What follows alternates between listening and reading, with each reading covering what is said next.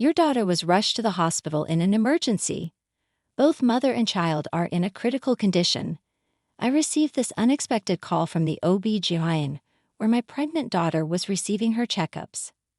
Apparently, my daughter had collapsed buried in snow right outside our house and was discovered by a neighbor who promptly called an ambulance. I couldn't wrap my head around this sudden turn of event, but immediately drove off to the hospital. Please let them be safe. God, please protect my daughter and her unborn child. 2 hours later, I arrived at the hospital only to be met with a harsh reality. My name is Grace. I'm 55 years old. My husband passed away in an accident 3 years ago. My daughter Kaylee, who was already married at the time, was worried about me, but I didn't want to intrude on her new family, so I declined their offer to live together and chose to live a couple of hours away by car. Kaylee, 27, is incredibly patient and not one to complain about trivial matters. Whenever I would call to check in, Kaylee always responded with a bright voice, "Everything's fine. I'm enjoying life." Her husband Blake is a brash person who never even acted respectful to me, his mother-in-law, since the day we first met. His self-centered tendencies always put his opinions before Kaylee's, even during their wedding preparation, which often left me wondering if Kaylee was truly happy. However, I never anticipated this dire situation. Why was my pregnant daughter out in the snow? Please let her be safe. Upon arriving at the hospital, the person who called the ambulance was accompanying me. As I was hearing the details from them, the doctor in charge came to me. Your daughter is currently unconscious and in a very critical condition. Apparently, she was conscious when she was brought to the hospital, but she insisted that her husband should not be contacted and gave them my phone number. In the hospital room, I held Kaylee's hand and kept calling her name, but sadly she never opened her eyes again and quietly passed away after a while. I can't believe that my dear Kaylee is no longer in this world. My body felt heavy like lead in this abyss of despair, and I couldn't stand up. After some time in shock, I had to call Blake, Kaylee's husband, from my cell phone. When he answered, it was clear from his slurred speech that he was heavily drunk. As soon as I said hello, he mistook me for Kaylee and started talking unilaterally. "Hey Kaylee, is all the snow at the entrance cleared? Once you're done, come pick me up in the car." "Okay, Kaylee has passed away." "Hi. What are you talking about? Who the hell are you?" I struggled to hold back my tears and told him I was Kaylee's mother. For a moment he seemed to hesitate, but he refused to believe that Kaylee had passed away, convinced that I was lying. "You had Kaylee shoveling snow and took the house key to go out drinking, which led to this cruel outcome, shoveling snow. How do you know about that?" "Ah, right. Kaylee must have told you." "No, I heard it from the neighbor. Apparently, the neighbor found Kaylee fainting in the snow when they returned from shopping. When they asked what happened, Kaylee said something shocking.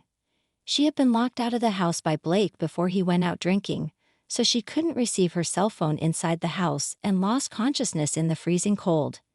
The house key? Ah, right. I kept it because if it fell in the snow, it wouldn't be found. Don't lie. It seems you told my heavily pregnant daughter to stay outside until she finished shoveling snow." "Stop nagging, old woman. Don't interfere in our marital matters.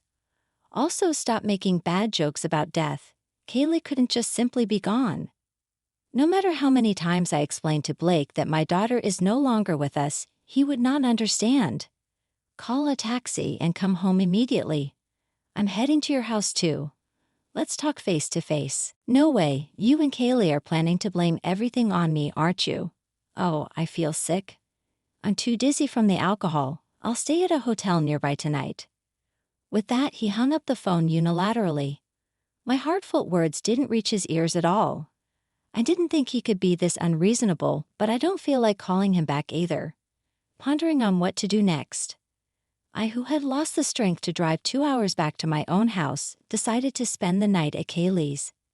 I took a taxi, and when I arrived at Kaylee's house, I found vegetables like green onions and radishes left cut in the kitchen. She must have been preparing dinner just a few hours ago. She was here, and now I can't even talk to her. This is too painful. Kaylee. As I wiped my tears and cleaned up the kitchen, I found Kaylee's diary in the kitchen cupboard. I remembered the conversations with the neighbor and the doctor. This might tell me about Kaylee's life. I was desperate to know why my daughter, who should have been eagerly waiting for the birth of her baby any day now, had to sleep forever. Believing that I would find the whole truth, I began reading the diary. The reality documented in it far exceeded my imagination. Kaylee had resigned from her job because her health deteriorated after pregnancy, and she couldn't go to work. Since then, Blake had berated her as a useless wife and a parasite eating into his money.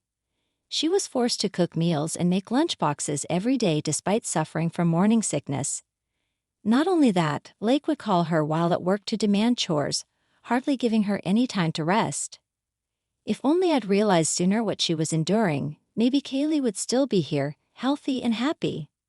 The diary revealed that even under these harsh circumstances, Kaylee never sought divorce because of a threatening remark Blake had made. "Don't you dare think about leaving me and becoming free.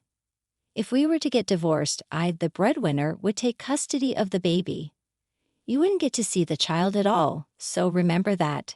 He took advantage of Kaylee's fear that she might not be able to raise a child alone, effectively shackling her with invisible bonds. Having finished reading the diary and imagining my daughter's pain, my heart trembled with sorrow and I couldn't stop crying. I want to take revenge on Blake somehow. I won't be at peace until I've avenged Kaylee. But the diary alone isn't enough evidence to prove that he was responsible for her death. Despite my search, I found no definitive proof that Blake had cast my pregnant daughter out into the snow. As evening fell the next day, Kaylee's phone, which had been left at home, received a call from Blake. "Hey Kaylee, stop pretending to be dead. It will work on me. Make my favorite dish tonight and wait for me at the entrance on your knees." How many times do I have to tell you that my daughter is gone?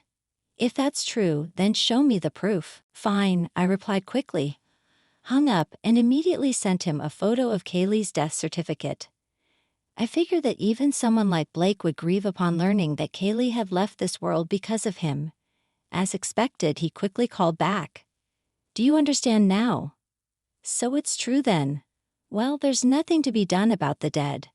I'll get the life insurance payout, and I can forget about the annoying past and start over." "So what about the funeral?" What a hassle." Faced with Blake's nonchalant delivery of these incredibly cruel words, my hand began to shake with anger. I can't let a man like that be the chief mourner. I will send my daughter myself off to the other world, swallowing my anger. I made a proposal to Blake. "I'll arrange the funeral and I'll act as the chief mourner. You attend as the husband, you pay all the funeral costs, but I get all the condolence money." "Understood? All right, I'll have to make sure my relatives come. Try to invite as many of your relatives as possible so that I can get a hefty sum." With a cheerful voice, Blake said, "I'll be living in a hotel for a while," and abruptly hung up the phone. He must be a very greedy man. Despite knowing the tragic end Kaylee met, he remains unperturbed, showing no remorse towards his deceased wife and unborn child. My heart, devastated by the loss of Kaylee, changed to a desire for revenge against Blake, and a raging fire of revenge began to burn. I can't let Kaylee's pain go unanswered. I'll show Blake the hell of this world. I stayed at Kaylee's house until the funeral, preparing everything. Then on the day of Kaylee's funeral, Blake approached me, hands in his pockets, and a sleazy smirk on his face. "I'll play the part of a grieving husband who couldn't be the chief mourner. You do your part well. Once the funeral's over, I'll take the condolence money and leave immediately." His words infuriated me, but I prioritized sending my precious daughter off. Both families gathered, crying and saying she was so young to leave us. It's heartbreaking. I can't believe Kaylee is gone. After a few words of grief, I then stood in front of the microphone to make a speech as the chief mourner.